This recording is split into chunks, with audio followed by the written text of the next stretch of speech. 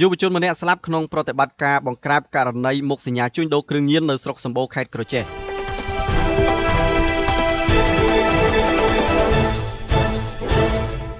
ខេត្តក្រចេះយុវជនម្នាក់បានស្លាប់ដោយសមត្ថកិច្ចបាញ់ចំដើមទ្រូងមួយគ្រាប់ខណៈពេលដែលយុវជនរូបនេះបានទៅយកប្អូនស្រីរបស់ខ្លួននៅឯផ្ទះជីតាចំពេលសមត្ថកិច្ចបើកប្រតិបត្តិការបង្ក្រាបមុខសញ្ញាជួញដូរគ្រឿងញៀន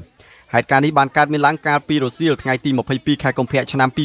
2026នៅចំណុចភូមិថ្មីឃុំសណ្ដានស្រុកសម្បូរខេត្តក្រចេះដោយជនរងគ្រោះឈ្មោះថាមករាត្រូវបានរថយន្តរបស់កម្លាំងសមត្ថកិច្ចដឹកបញ្ជូនទៅសង្គ្រោះនៅមន្ទីរពេទ្យបង្អែកខេត្តក្រោយពីកើតហេតុតែមិនអាចជួយសង្គ្រោះបានត្រូវស្លាប់ខណៈពេលដែលទៅដល់មន្ទីរពេទ្យក៏បានដឹកសពប្រគល់ឲ្យក្រុមគ្រួសារយកធ្វើបុណ្យតាមប្រពៃណីនៅលំនៅឋានវិញយោងតាមប្រភពពីជីដូនសាកសពជនរងគ្រោះក៏ដូចជាសាច់ញាតិដទៃផ្សេងទៀតបានអះអាងថានៅមុនពេលកើតហេតុជនរងគ្រោះបានជិះម៉ូតូមកឌុបប្អូនស្រីរបស់ខ្លួននៅផ្ទះជីដូនជីតា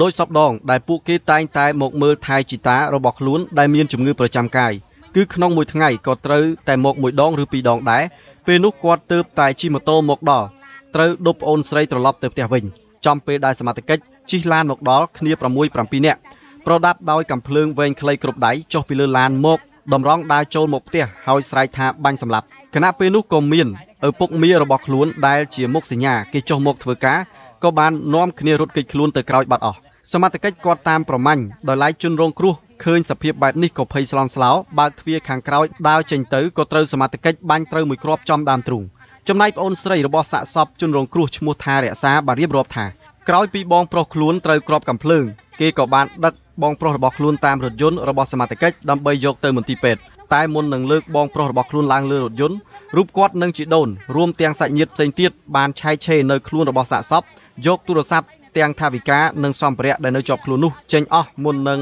រថយន្តចេញដំណើរទៅមន្ទីរពេទ្យស្រាប់តែដល់មន្ទីរពេទ្យគេដេញសាច់ញាតិម្នាក់ឲ្យទៅសុំធ្វើឯកសារសម្រាប់នៅពេទ្យហើយពីរអ្នកផ្សេងទៀតដេញចុះពីលើរថយន្តក្រោយពីចូលទៅសម្រាប់នៅលើគ្រែពេទ្យស្រាប់តែនៅលើខ្លួនសាកសពមានគ្រឿងញៀនជាកញ្ចប់នៅតាមហោប៉ៅខោអាវទៅវិញដូច្នេះបានជាសាច់ញាតិក្រុមគ្រួសារឪពុកម្ដាយនិងជីដូនដែលកំពុងតែធ្វើបុណ្យស្នើសុំឲ្យសមត្ថកិច្ចបើកការស៊ើបអង្កេតឲ្យបានជាក់លាក់ដើម្បីទាមទាររកភាពយុត្តិធម៌ត្រឹមត្រូវ